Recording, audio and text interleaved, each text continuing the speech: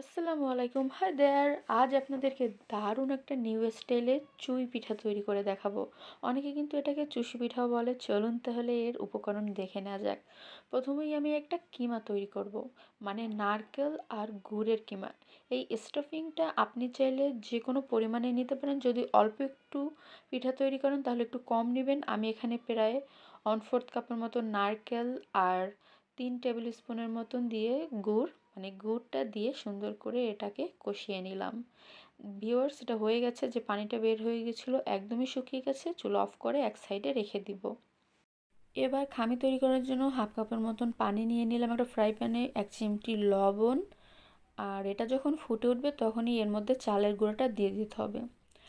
আমি এখানে প্রায় 1 কাপের একটু বেশি করে চালের গুঁড়া নিয়ে নিলাম সিদ্ধ করার জন্য। এবার এটা আস্তে আস্তে এভাবে নেড়ে মিডিয়াম আঁচে রান্না করে নিতে হবে। ভিউয়ার্স, একদমই সিদ্ধ হয়ে গেছে। চুলাটা ঝটপট অফ করে দিলাম। এখন আস্তে আস্তে এটা হালকা আলতো হাতে যখন একটু উষ্ণ গরম থাকবে তখন এভাবে একটা দলা পাকিয়ে নিতে হবে।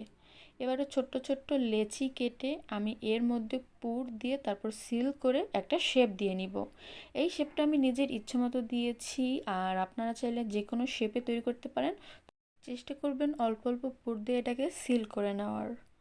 এটা অনেকটাই নির্ভর করে আপনি কতটা আলতো হাতে তৈরি করছেন, শেপটা সেই অনুযায়ী আসবে। বেশি জোরে ফোর্স দিবেন না, তাহলে কিন্তু আবার ফেটে গুড়টা বেরিয়ে যাবে।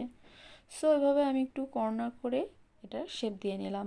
হয়ে গেছে। এখানে আমি প্রায় 1 থেকে 1.5 লিটার মতন দুধ জাল দিয়ে একটু ঘন করে নিয়েছি, দারচিনি আর এলাচ দিয়ে। 2টা দারচিনি আর 2টা এলাচ দিলেই হয়ে যাবে। তারপর এর মধ্যে আমি দিয়ে দিলাম নারকেল বা ডাবের শাঁস। আমরা কাঁচা ডাবে পানি খাওয়ার পর যে শাঁসটা থাকে সেই শাঁসটাই আমি কুচি করে কেটে নিয়ে এর মধ্যে অ্যাড করে নিয়েছি। এর ফ্লেভারটা এনরিচ করার জন্য, আর এটা খেতে কিন্তু দারুণ হবে যখন আপনি এই শাঁসটা অ্যাড করবেন। এটাকে আমি 2 মিনিটের মতন একটু জাল দিয়ে নেব। 1 চিমটি লবণ দিয়ে দিলাম। ভিউয়ার্স, 2 থেকে 3 মিনিটের মতন জাল দিয়ে আমি দুধটাকে আরও একবার ফুটিয়ে নিলাম। এবার মিডিয়াম আছে এর মধ্যে দিয়ে দিব আমি গুড়।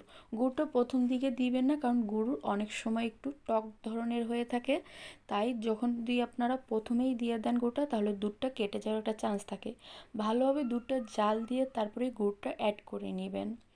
ভিউয়ার্স, আমি এখানে প্রায় 1.5 কাপের মতন তালের গুড় দিয়ে দিলাম। আপনারা চাইলে খেজুরের গুড়টাও দিতে পারেন। তারপরে এর মধ্যে পিঠেগুলো দিয়ে আমি সিদ্ধ হওয়া পর্যন্ত অপেক্ষা করব।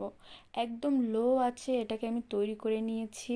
ভিউয়ার্স, আমি আপনাদেরকে এখন দেখিয়ে দিচ্ছি এটা কিভাবে ঘন করবেন। ঘন করার জন্য অবশ্যই 1 টেবিল চামচ চালের গুঁড়া নিতে হবে, আর সাথে নিতে হবে 2 থেকে 3 টেবিল চামচের মতন পানি।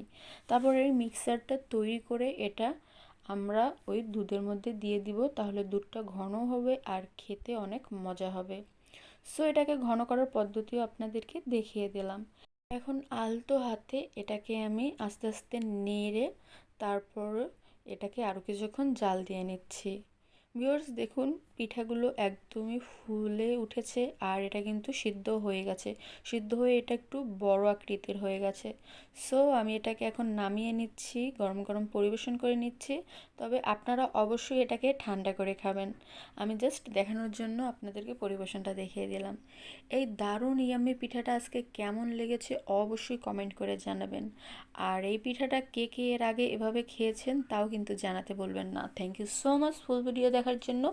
ইনশাল্লাহ নেক্সট ভিডিওতে দেখা হবে। সবাই ভালো থাকবেন।